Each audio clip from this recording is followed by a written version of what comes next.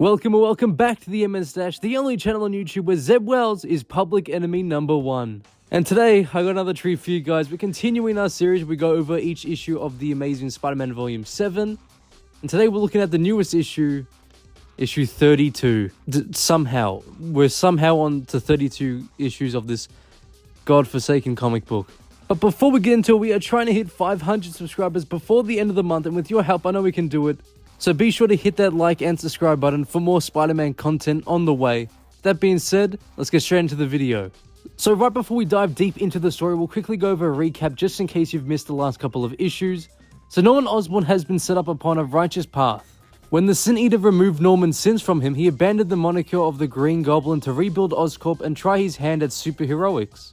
Now dubbed the Gold Goblin by the public, but Green Goblin's evils didn't just vanish from the world. The Beyond Corporation got their hands on the concentrated physical manifestations of Norman's sins and injected them into therapist ASHLEY KAFKA, transforming her into the Goblin Queen.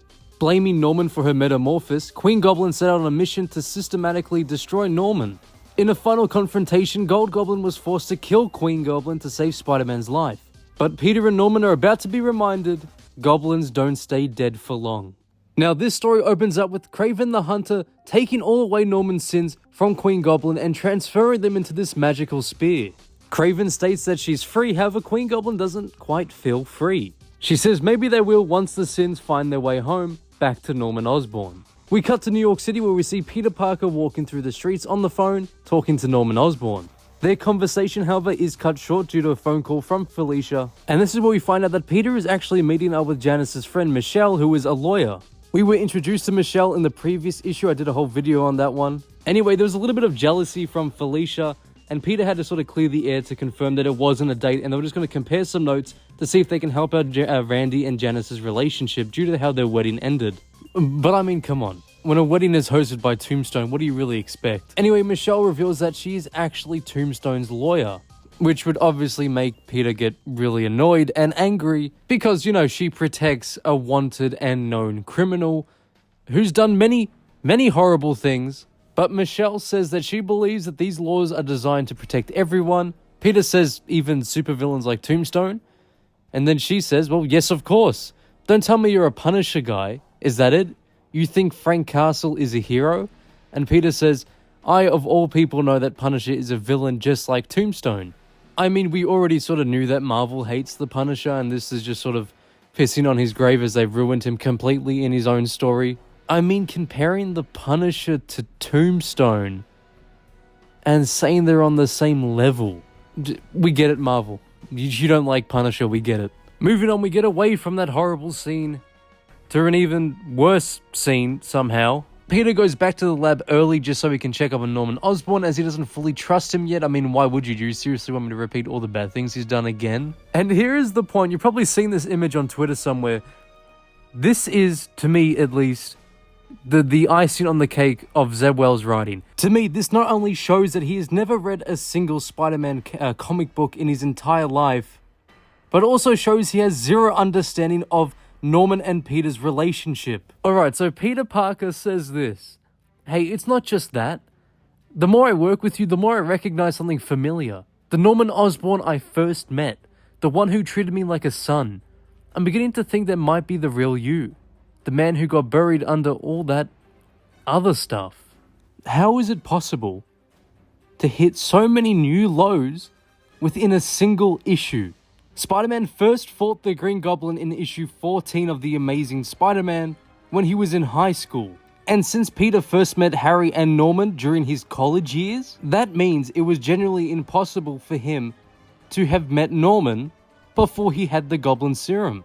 And in case someone really wants to go there and use the massive retcon origin story as an example of Peter knowing Osborn and him treating him like a son before he had the Goblin Serum, well, there's two very simple things that sort of destroy that entire argument. The first being that this was just one encounter and probably the only one they ever had. And I don't know about you, but I wouldn't really count that as Norman seeing him as a son after one conversation. And lastly, the retcon of Spider-Man's origin was so bad that it didn't even last a full volume of The Amazing Spider-Man before getting retconned back to how it should be, making the entire series of Spider-Man Chapter 1 basically just null and void. To me, this just says that Zeb Wells has zero idea of what he's doing and has only watched the Sam Raimi trilogy. You're pathetically predictable. I can't believe that this is the stage we're at in The Amazing Spider-Man, where the writer doesn't know the difference between a movie and the actual comic lore. I'm just so tired. Like, this is just insane. This is new levels. We're reaching new levels of low every single page.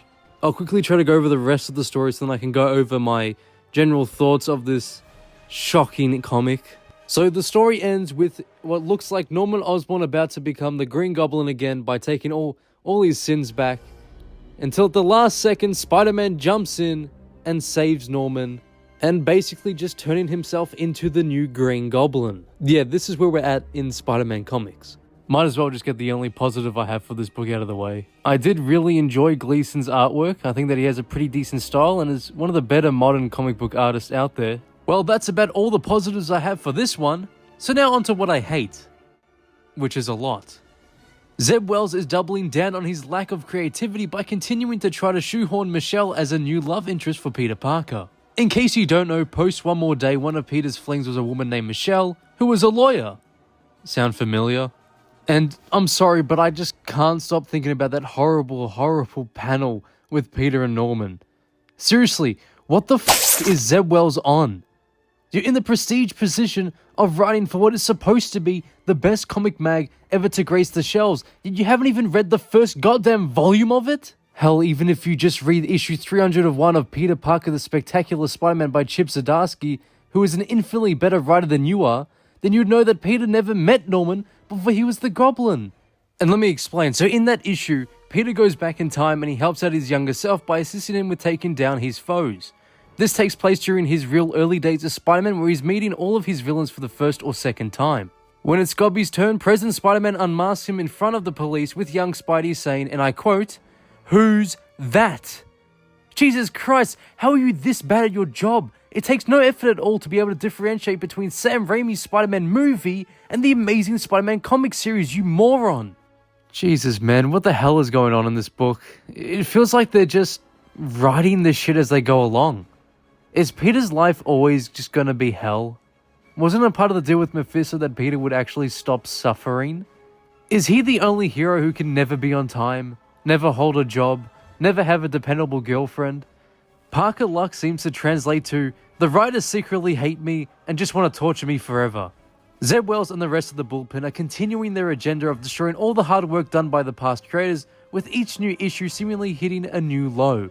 I find it insanely disrespectful for them to even mention a legend like John Romita Sr. in a comic where the writer was too lazy to even read the books he co-created and instead ignores all that came before him. I just want my hero back, the hero I've loved reading every single day of my life. I mean, maybe one day Spider-Man will return to us, but as long as this hack is the writer of our once great comic mag, all we can really do is just expect even more disappointment. But that is it for today. Thank you guys so much for watching. If you have enjoyed, please like, comment, and subscribe if you haven't already, because here, any support means so much. I'd love to hear what you guys think of this comic down below. We can start a conversation, and be sure to tune in next time for more Spider-Man content. Same web time, same web channel. See you in the next one.